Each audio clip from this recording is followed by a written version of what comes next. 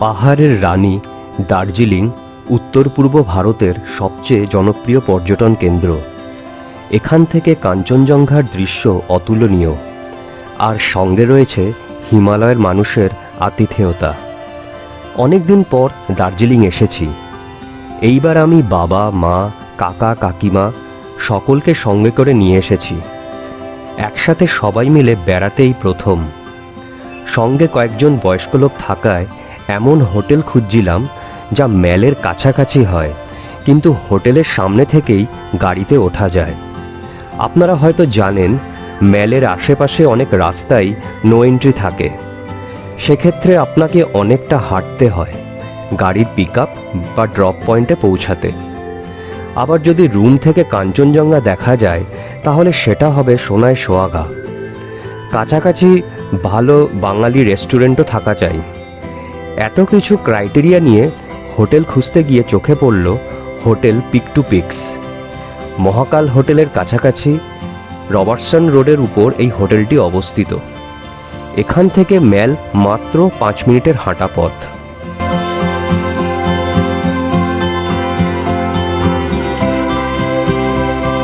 রাস্তার উপরে main gate দিয়ে যখন আপনি হোটেলে প্রবেশ করবেন তখন ঠিক হোটেল বলে আপনার মনে হবে না।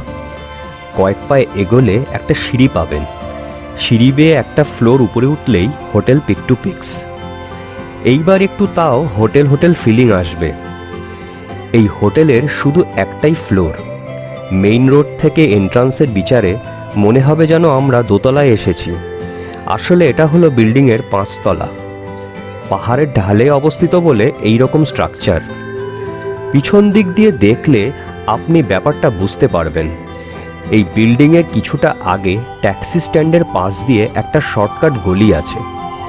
এই পথ দিয়ে নিচের দিকে নামলে বিল্ডিংটার ব্যাক সাইড দেখা যায়। এই ফ্লোরটা হলো হোটেল পিক টু পিক্স। একদম উপরের দুটো ফ্লোরে রয়েছে হোটেল শিবম এনেক্স। নিচের ফ্লোরগুলো হলো রেসিডেন্সিয়াল এরিয়া, আর একটা ছোট কেক তৈরির ফ্যাক্টরিও আছে। তাই এখানে আসার পর থেকে কেকের গন্ধ পাচ্ছিলাম।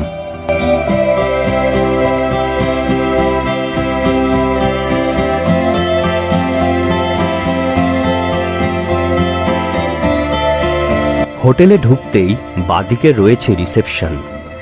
ভিতরটা একদমই ঘরোয়া পরিবেশ, মনে হবে যেন নিজের বাড়িতেই আছি। এই জায়গায় বসে আমরা খাওয়া দাওয়া করতাম। আমাদের ব্রেকফাস্ট রেডি, লুচিগুলো ঠান্ডা হয়ে যাচ্ছে। এখানে মোটামুটি 9টা রুম আছে ট্যুরিস্টদের জন্য।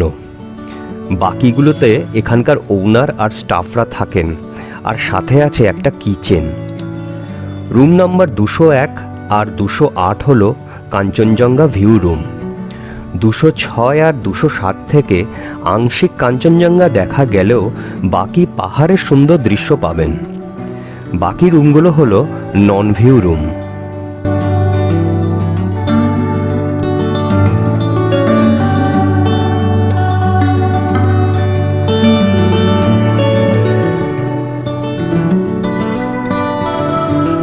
আমি এখন রুম নম্বর 201-এ ঢুকেছি। এই রুমটা খুব একটা বড় নয়, তবে পাহাড়ে বেড়াতে এসে বড় রুমের খুব একটা দরকার পড়ে না।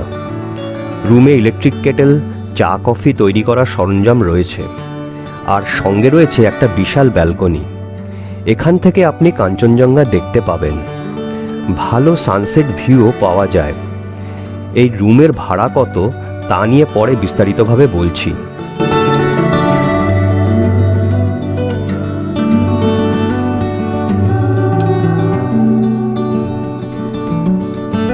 রুমের বাথরুমটা দেখে নিন। এখানে সব রুমের বাথরুমেই গিজার পাবেন এবং তা 24 ঘন্টা অ্যাভেলেবেল।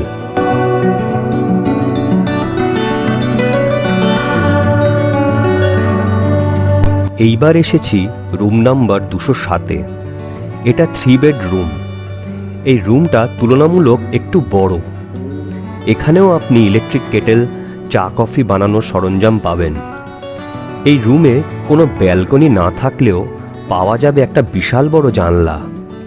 বিছানায় শুয়ে শুয়ে আপনি দূর দূরান্তের পাহাড়ের দৃশ্য উপভোগ করতে পারবেন। ভালো সানসেট ভিউও পাবেন।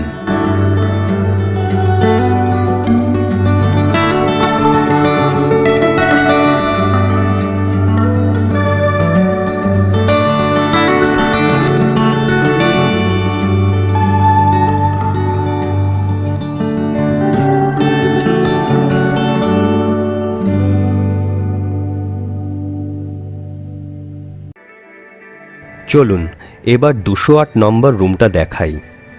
বাকি দুটো রুমের মতো এটাও সেম ক্যাটাগরির, তবে রুমটা বেজায় ছোট। এই রুমের একটাই প্লাস পয়েন্ট হলো এর ব্যালকনি। এখান থেকে কাঞ্চনজঙ্ঘার অনেকটাই দেখতে পাওয়া যায়। সানরাইজ না দেখা গেলেও এই বারান্দা থেকে যদি ভোরবেলায় উঠে কাঞ্চনজঙ্ঘা দেখা যায় তাহলে এক অপরূপ দৃশ্যের সাক্ষী হওয়া যায়, ঠিক যেমন আমরা ভোরবেলায় টাইগার হিল থেকে দেখি। আশেপাশের দূর দূরান্তের পাহাড়ের দৃশ্য চমৎকার।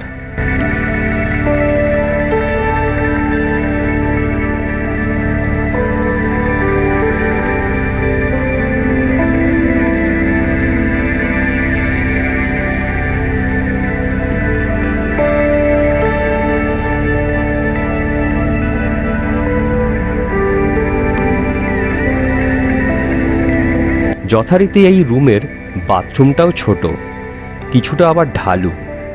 আমার তো মাঝে মাঝে মনে হতো যেন গড়িয়ে পড়ে যাব।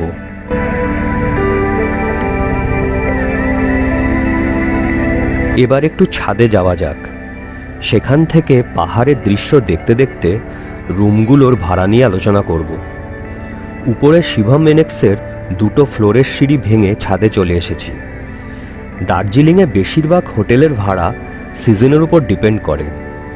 এই হোটেলও তার ব্যতিক্রম নয়। সারা বছরে অফ সিজন আর পিক সিজনের হিসাবটা অনেকটা এই রকম।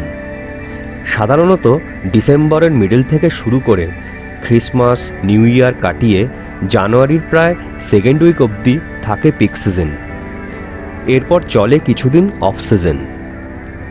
মার্চের মিডল থেকে আবার শুরু হয় পিক সিজন, চলে প্রায় জুন অবধি। তারপর বর্ষাকালের আগমনের জন্য মোটামুটি জুলাই আগস্ট থাকে অফ সিজন। এরপর সেপ্টেম্বরের মিডল থেকে দুর্গাপুজো, কালী পুজো, দিওয়ালি হয়ে মোটামুটি নভেম্বর মিডল অবধি থাকে পিক সিজন। হিসাবটা 19-20 এইভাবেই চলে। আমরা যখন এই হোটেলে এসেছিলাম তখন ছিল পিক সিজন, আর মাস চারেক আগেই 3টে ভিউ রুম বুক করেছিলাম, 201, 207 আর 208। প্রত্যেকটা রুমের ভাড়া পড়েছিল 4000 টাকা করে। আমরা অবশ্য একটু বার্গেনিং করে কমপ্লিমেন্টারি ব্রেকফাস্ট এই ভাড়ার সাথে ইনক্লুড করেছিলাম। নন ভিউ রুমগুলোর ভাড়া পিক সিজনে 3 থেকে 3500 টাকা মতো। অফ সিজনে অবশ্য এরা সব রুমগুলোর জন্য অ্যাপ্রক্স 50% ডিসকাউন্ট দিয়ে থাকেন। তবে পিক সিজনের ভাড়া অনুযায়ী রুমগুলোর কোয়ালিটি সেই রকম নয়। শুধুমাত্র হোটেলটির লোকেশন আর বেসিক রিকোয়ারমেন্ট ফুলফিল হওয়ার জন্য আমরা এখানে বুক করেছিলাম। তবে আপনারা যখন বুক করবেন অবশ্যই একটু বার্গেনিং করে নেবেন, কারণ এদের ট্যারিফ রেট কখনোই ফিক্স থাকে না।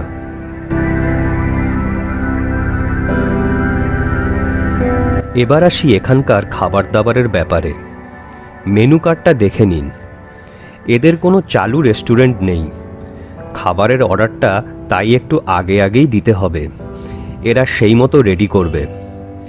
এদের মাত্র 2 থেকে 3 জন স্টাফ, তাই এরা সবসময় আপনাকে এনকারেজ করবে উপরে শিভম এনেক্সে খাবার জন্য। শিভম এনেক্সের নিজস্ব রেস্টুরেন্ট আছে, ওখানে খাবারের অপশনও অনেক পাবেন। হোটেল থেকে বেরিয়ে 2 পা হাঁটলেই পাবেন মহাকাল, চাণক্যের মতো জনপ্রিয় বাঙালি রেস্টুরেন্ট।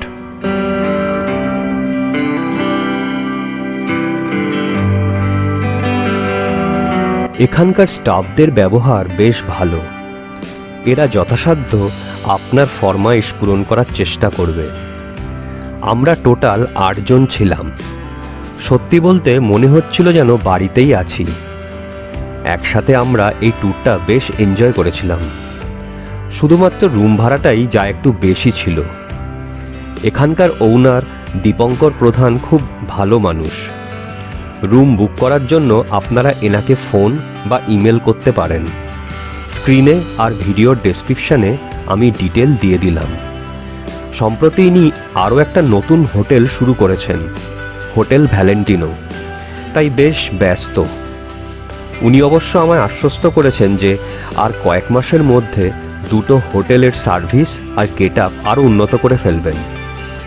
আপনাদের গাড়ি বুক করার থাকলেও দীপঙ্করের সাথে কথা বলে নিতে পারেন। রিভিউ এখানেই শেষ করছি। আপনাদের কোনো মতামত বা প্রশ্ন থাকলে কমেন্ট করতে পারেন।